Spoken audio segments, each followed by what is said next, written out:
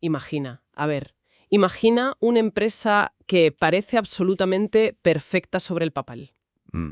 La típica con manuales inmaculados, ¿no? Exacto, sí, sí. Tienen procedimientos detallados hasta la última coma, no han fallado ni un solo objetivo de producción en los últimos 5 años, todo su organigrama, o sea, respira eficiencia por los 4 costados. Ya. Y seguro que las oficinas son de cristal y todo está súper ordenado. Totalmente.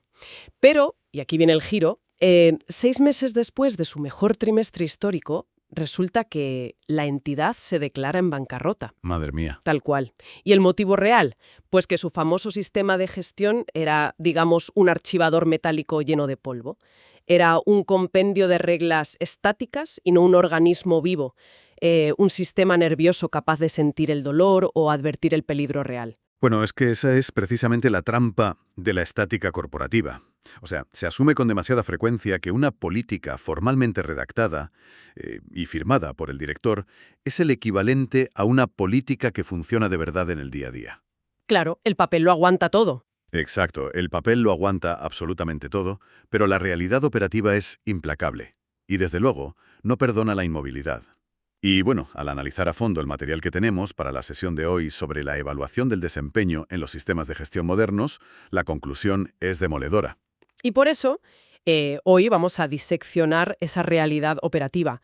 La misión de este análisis a fondo, para quienes nos escuchan, es entender los mecanismos internos, o sea, las tuercas y los engranajes, que permiten a una organización medir su rendimiento real. Sí, medirlo sin hundirse en arenas movedizas burocráticas, que es el gran riesgo. Eso es. Y, a ver, quiero empezar atacando el corazón del problema, que es la estructura clásica de evaluación. Quienes trabajan con normativas, no sé, como la ISO 9001 o la 14001, conocen bien los 3 bloques sagrados, ¿verdad? Sí, el seguimiento, las auditorías y la revisión por la dirección. Los clásicos. Exacto. Pero, claro, vistos desde fuera, y siendo yo muy escéptica, a menudo parecen una cadena de montaje de informes diseñados exclusivamente para justificar el salario de alguien. Ya ves, la pura burocracia. Claro. Entonces, ¿cómo operan mecánicamente estos 3 pilares para no convertirse, pues eso, en simples hilos de información irrelevante? A ver, lo fascinante aquí es cómo se entrelazan. El fallo estructural ocurre cuando las organizaciones perciben estos 3 pilares como trámites secuenciales independientes. Como si fueran cajones separados. Eso es, cuando en realidad conforman un circuito cerrado de retroalimentación que tiene que estar muy tenso. Digamos que el seguimiento, medición, análisis y evolución actúa como la red de sensores periféricos de la empresa. O sea, los que captan la señal sobre el terreno. Correcto. Capturan el dato crudo directamente en la línea de fabricación o en el centro de atención al cliente. Pero claro, ese dato, ya sea un tiempo de entrega o un nivel de emisiones, es completamente mudo por sí solo. Vale. Vamos a desgranar esto, porque todo esto suena a mucha burocracia. ¿Cómo evitamos que esto sea solo rellenar papeles? Sigo viendo el riesgo de la no conformidad, que se archiva y punto. Claro. Ahí es donde entra la auditoría, pero no vista como un examen sorpresa para castigar a alguien, sino como una herramienta de diagnóstico profundo. Como mirarse al espejo sin maquillaje, digamos. Me gusta esa analogía. La auditoría toma ese dato del sensor y evalúa si el engranaje que lo produjo sigue siendo estructuralmente sólido. Y claro, si añadimos normativas de medio ambiente o seguridad laboral, hay que sumar el control del cumplimiento legal. O sea, la cosa tiene tela. Ya, ya. Entiendo la mecánica de esa primera conexión. Pero me sigo tropezando con la aplicación práctica, ¿eh? Si en una auditoría interna se detecta un fallo, un dato anómalo, se rellena el formulario, se archiva y a esperar un año. Y es vital notar esa desconexión, porque ahí es donde interviene la fuerza tractora del tercer pilar, que es la revisión por la dirección. El famoso mapa del tesoro. Exactamente. Si el hallazgo de la auditoría muere en un cajón, todo el sistema es estéril. La verdadera maquinaria se activa cuando la alta dirección se ve obligada a utilizar esa realidad cruda, ese espejo sin maquillaje, para reasignar recursos de forma estratégica. Usa tomar decisiones de verdad, de negocio. Claro.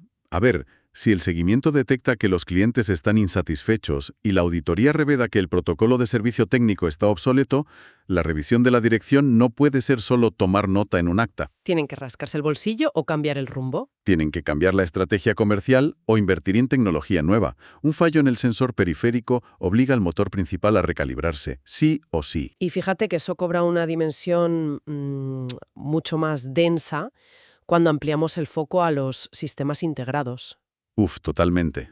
Porque, a ver, no es lo mismo medir la calidad intrínseca de una pieza metálica que evaluar el impacto ambiental de su fundición o la seguridad del operario que está ahí con la máquina. Son mundos paralelos que chocan. Claro. Supongo que si la producción exige acelerar las máquinas a tope, el indicador de calidad igual está en verde. Pero, oye, el sensor ambiental de consumo energético o el de siniestralidad laboral se van a disparar en rojo vivo. Y esa fricción, esa tensión entre disciplinas, es lo que verdaderamente pone a prueba si el sistema está vivo. En un entorno integrado, evaluar el desempeño es como un mecanismo de ponderación constante. Un equilibrio súper delicado, ¿no? Sí, sí. O sea, si para mantener el margen de calidad estás forzando los límites legales de vertidos químicos, el sistema tiene la obligación de saltar y generar una alerta legal. La medición va mucho más allá de fabricar rápido. Se adentra en la supervivencia de la empresa. Lo cual nos empuja hacia un concepto fascinante que el documento central aborda con muchísima insistencia, y es esto de describir a los sistemas de gestión como entidades vivas. Un concepto clave, sin duda. A foto anual. Sí, la foto fija justo el mes antes de que venga el auditor externo. Exacto. Se limpian las instalaciones, se rellenan los huecos y luego, ¡hala!, a volver a la inercia. ¿De qué manera estructural se pasa de esa dichosa fotografía estática a un organismo que evoluciona de verdad? Pues, a ver, la transformación se produce a través de dos mecanismos fundamentales. Uno es la perspectiva histórica y el otro, que es el gran salto, es la adopción de la gestión basada en riesgos. Aquí es donde la cosa se pone muy interesante, fíjate. Es que cambia el paradigma.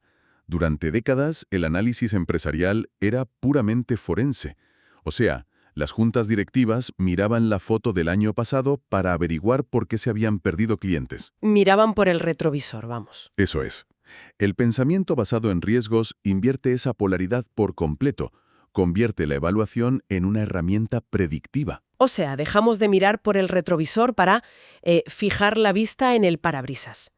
Pero, a ver, predecir escenarios futuros suena terriblemente abstracto. Casi como echar las cartas del tarot, ¿no? Puede sonar así, pero en realidad es muy metódico. Se tangibiliza analizando las vulnerabilidades antes de que ocurra el desastre. Por ejemplo, Pues pongamos por caso una compañía de logística regional.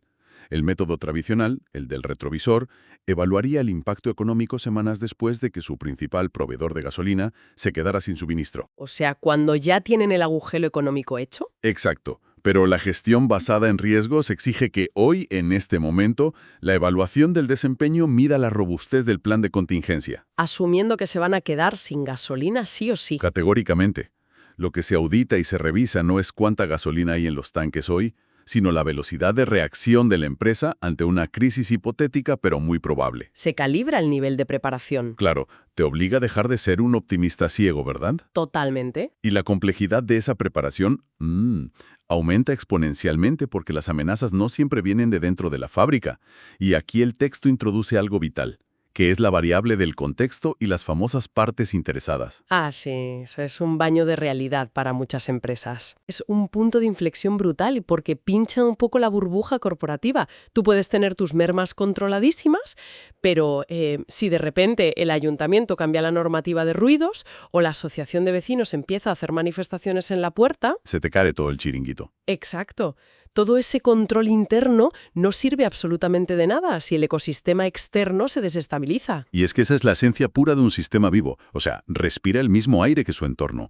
Si conectamos esto con el panorama general, evaluar el desempeño ya no es mirarse el ombligo. Para nada. Requiere medir cómo interactúa la entidad con todas esas fuerzas externas, proveedores, organismos reguladores, competidores, la propia sociedad, todos influyen y son influidos. Es que si sale una nueva ley laboral o hay un salto tecnológico brutal, eso tiene que infiltrarse en tu estrategia al minuto 1. Totalmente. La entidad que se aísla a mirar solo si produce rápido acaba ahogada por un entorno que, pues bueno, que no supo leer a tiempo. Y siguiendo con la anatomía de este sistema vivo, tenemos que bajar un poco a la sala de máquinas, bajar al barro. Porque hablamos de sensores, de riesgos, de contextos, pero todo esto, al final del día, tiene que traducirse al idioma universal de los negocios, que son los números. Los famosos KPIs. Eso es, los indicadores de gestión. El texto los señala como el verdadero latido de la organización. Y aquí hay un dato en la documentación que a mí personalmente me ha dejado muy asombrada. A ver, cuéntame. Se menciona que en sistemas de gestión ya evolucionados es completamente normal que una pyme, una pequeña y mediana empresa, maneje cuadros de mando de entre 20 y 30 valores de referencia. Sí, es un número habitual. Pero suena abrumador. O sea, pensar en una empresa de 50 empleados intentando monitorizar 30 variables distintas a la vez. Es como mirar el salpicadero de un avión comercial de repente. Exacto. No puedes volar mirando solo el indicador de combustible. ¿Vale? Necesitas visión completa. Pero gestionar 30 indicadores sin un copiloto me suena a parálisis operativa garantizada. A ahogarse en un mar de datos. Bueno, parecería una receta para el colapso absoluto si asumiéramos que esos 30 indicadores exigen atención diaria por parte de toda la plantilla y del director general. Que entiendo que no es el caso, ¿no? Claro que no. La viabilidad de este modelo radica en cómo se jerarquiza la información en el tiempo y en la estructura. Ese cuadro de mando tan grande no es para que el gerente lo lea cada mañana con el café. Se articula mediante un filtrado muy riguroso. A ver, ayúdame a visualizar la mecánica de ese filtrado. Porque si tenemos, no sé, una planta procesadora de alimentos que tiene que cumplir calidad, sanidad y medio ambiente a la vez, ¿cómo estructuran ese jaleo sin perder el foco? Pues digamos que todo opera por capas y frecuencias. En la base pura de las operaciones, a pie de fábrica, hay indicadores que se miran cada hora, como la temperatura de las cámaras frigoríficas. O el nivel de cloro del agua, imagino. Eso es. Esos datos son vitales para los operarios de línea, porque previenen desastres inmediatos, pero a la dirección ni le llegan. Ahora, a medida que la información sube por la empresa, sufre una agregación. Se van consolidando. Claro. Esos 30 indicadores técnicos bases se consolidan de forma mensual o trimestral en cosas como ratios de eficiencia energética, costes de no calidad o índices de accidentes. Esa periodicidad es lo que transforma una locura de datos crudos en información útil. Ah, es como un proceso de destilación.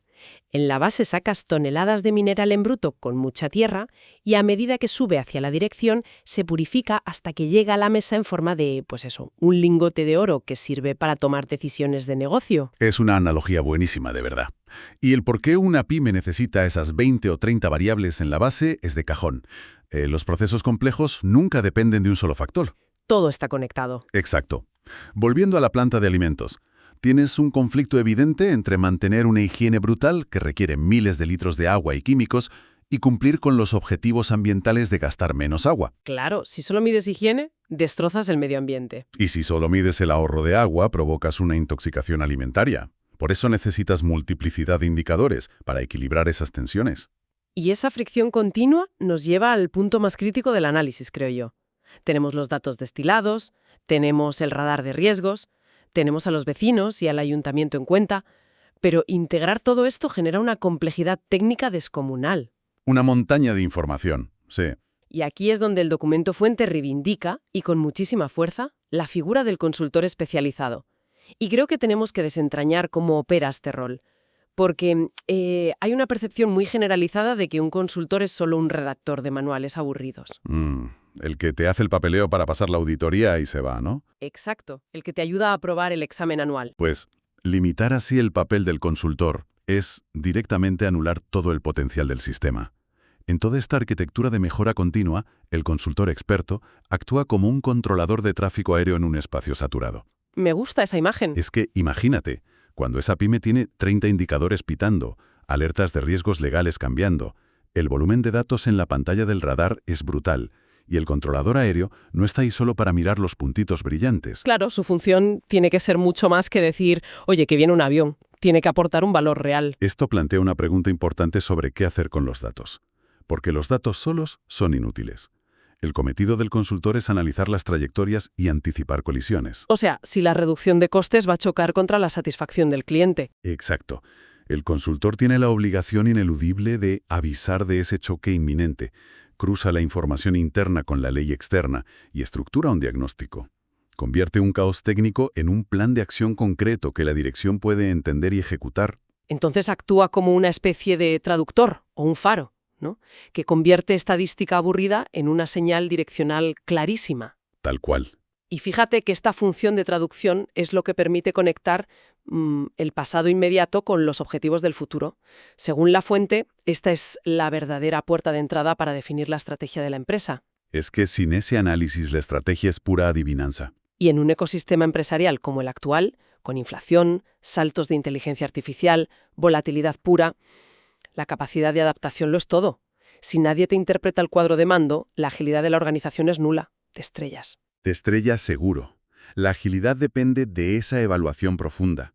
Y, a ver, recopilar evidencias no es para aplaudirse por lo bien que se hizo el año pasado, ni para justificar que un departamento exista. No es para colgarse medallas. Para nada. Su fin último es posicionarte con ventaja ante escenarios de cambio. Si los datos muestran que un producto pierde rentabilidad por culpa de normativas ambientales más duras, esa revisión guiada por el consultor te dirá: oye, rediseña el producto o ciérralo. Los datos te marcan dónde aplicar el bisturí. Qué interesante. Y así todo este diseño organizativo cobra una coherencia impecable, ¿eh? Lejos de ser burocracia, es un mecanismo de pura supervivencia. De principio a fin. Empezando por los sensores técnicos abajo, pasando por auditorías que buscan fallos y no culpables, hasta llegar a una dirección que toma decisiones reales basándose en ese traductor que es el consultor. Es un trayecto exigente, desde luego, pero es la única infraestructura capaz de sostener la excelencia. Y fíjate, curiosamente, el texto técnico que nos sirve de base hoy concluye con una reflexión muy poco corporativa que captura esto a la perfección. ¿Ah, sí? ¿Qué dice?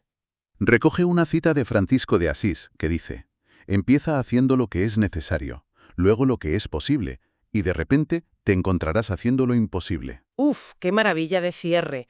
Y es una máxima que ilustra la progresión lógica de la que hablamos. Primero controlas lo básico y cumples la ley, luego optimizas y al final alcanzas niveles de eficiencia que parecían magia al principio. Exactamente. Y bueno, llegados a este punto es de rigor hacer un reconocimiento expreso. Todo este andamiaje conceptual y técnico que hemos estado desgranando se basa íntegramente en el trabajo del autor Daniel Blanco, consultor de calidad, estrategia y liderazgo. Un esfuerzo analítico formidable, la verdad, porque logra despojar a las normas de esa fama de rigidez y muestra su potencial transformador. Sí, sí. Y para la audiencia, para quienes deseen profundizar muchísimo más en las tripas de la estandarización y ver casos de éxito, os invitamos encarecidamente a visitar su blog, es dbcalidad.blogspot.com. Una lectura obligatoria, vamos, un compendio de conocimiento invaluable para entender la gestión de hoy. Totalmente recomendado. Y tras este recorrido, donde hemos desmontado la gestión estática, resulta inevitable que llevemos esta perspectiva más allá de las empresas o las fábricas, ¿no? ¿Te parece?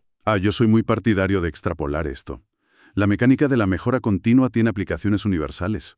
Y yo creo que la gran incógnita que nos deja todo este planteamiento técnico invita a la reflexión individual. A ver, lánzala. Pensemos en nuestros propios proyectos a largo plazo. Ya sea un negocio propio, una asociación, nuestras rutinas diarias, estamos midiendo simplemente lo que es fácil de contar para sentir que avanzamos. Uf, la trampa de la productividad vacía. Exacto. O estamos evaluando realmente aquello, esas métricas incómodas que nos indican si de verdad estamos creciendo, adaptándonos y sobreviviendo en nuestro propio contexto. ¡Qué gran desafío! Ese reto de mirarse al espejo sin el filtro de la complacencia se queda ahí flotando. Con esa idea cerramos este análisis a fondo, recordando que el aprendizaje y la adaptación nunca se detienen. Hasta la próxima. Hasta pronto, y que el análisis crítico marque el camino.